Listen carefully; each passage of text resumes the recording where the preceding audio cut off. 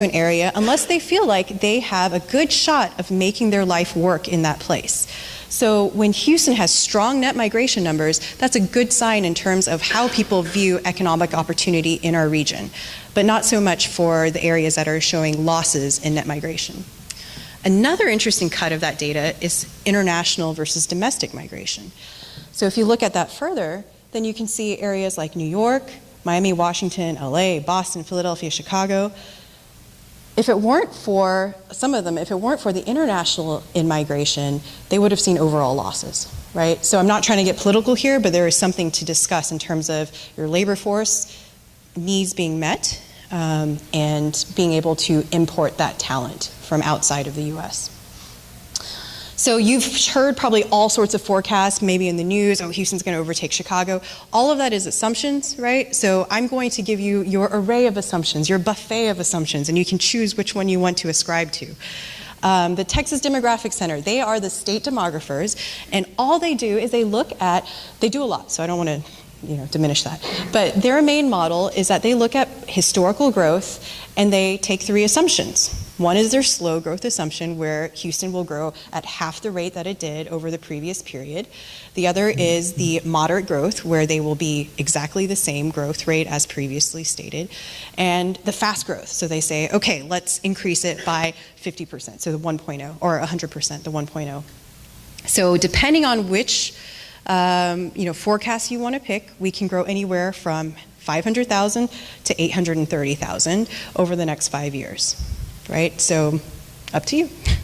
Now, when we saw employment growth slow, we expected population growth to slow too, because that net migration number was falling. But we had a lot of strong natural increase that happened last year, so it'll be interesting to see how net migration numbers come in next year. But in terms of those headlines of Houston's population is going to decline, no, we will continue to grow, just at a slower rate.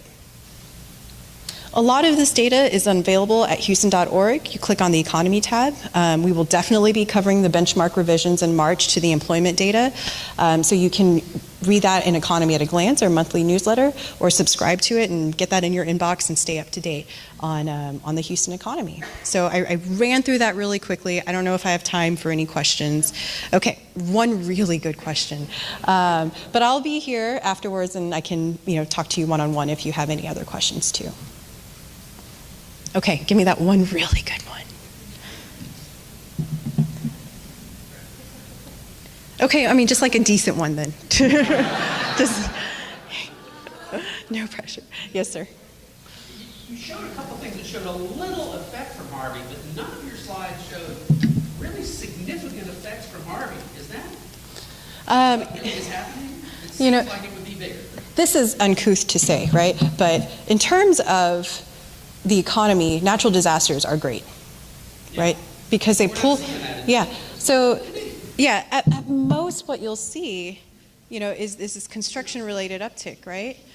I mean, it was primarily focused in the residential area, right? So in terms of the economy, it impacted the workforce. In terms of our major industries, there was minor disruption in the ship channel.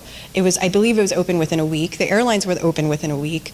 The commercial buildings, I think anywhere from, depending on which commercial real estate group you look at, anywhere from 0.5% to 1.5% of total inventory was even affected. And some of that is modeling based, it's not an actual survey of the actual damage. It's saying, okay, if this building were in the 100-year floodplain, we'll assume that it received some damage, right? The actual impact in terms of economic indicators is actually a net positive, right? You saw an uptick in vehicle sales, right? People purchasing replacements for their home goods, their household goods. And so all of that does get washed out. That just pulls purchases forward, right? So, yes, so to speak. Poor choice of words on my side. So all of that evens out over time, and that's why we said in our forecast that December 17 to December 18, the Harvey effect in terms of the economy is small because it was more of a residential issue. Now, how that impacts our economic growth in the future for companies that are hesitant to relocate or expand in Houston because of their concerns for flooding. There are true implications for that. There are a lot of businesses that we work with that are interested in potentially relocating, expanding in Houston, but they've said, we want to see how do your local policymakers, decision makers, your local state decision makers use the federal funds to better build conveyance, drainage, to protect the region from future disruptions from flooding. They know it'll flood, right? No doubt about that. But how do we recover from it quickly? How do we build resilience infrastructure for that? Thank you very much.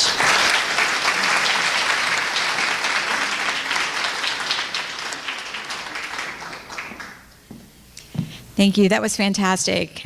We also have Terry Vaughn. You want to come up real quick? He's going to talk to us about the legislative trip to Washington that the Chamber is going to be taking. So we have our DC fly-in. It's going to be April 16th through 18th. It's presented by Walgreens. We're going to be taking a delegation, and we will be advocating for all the businesses in the Lake Houston area. We're working on our federal priorities right now. We'll have those all lined up. What we would like from you, if you are interested in going, it's $300 registration, and we have room blocks and things. We're going to be having some great meetings with our local legislators, as well as we have a meeting with Majority Whip Steve Scalise. So really exciting things there. Also, if you have any legislation or issues that are important to you and you can't tag along with us on the trip, please see me or Jenna, anybody else that's on the Public Affairs Committee, and we will be happy to try to carry your torch and advocate for your business. So, thanks.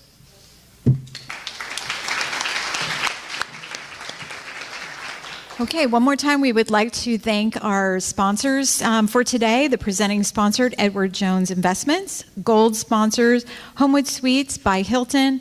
North Houston Regional Center for Economic Development, The Groves, the Mint National Bank. Silver sponsor, U.S. Congressman Kevin Brady. Bronze sponsors, FFG, Strategic Consulting, and Rose Realty, Deborah Rose Miller. We are dismissed. Thank you.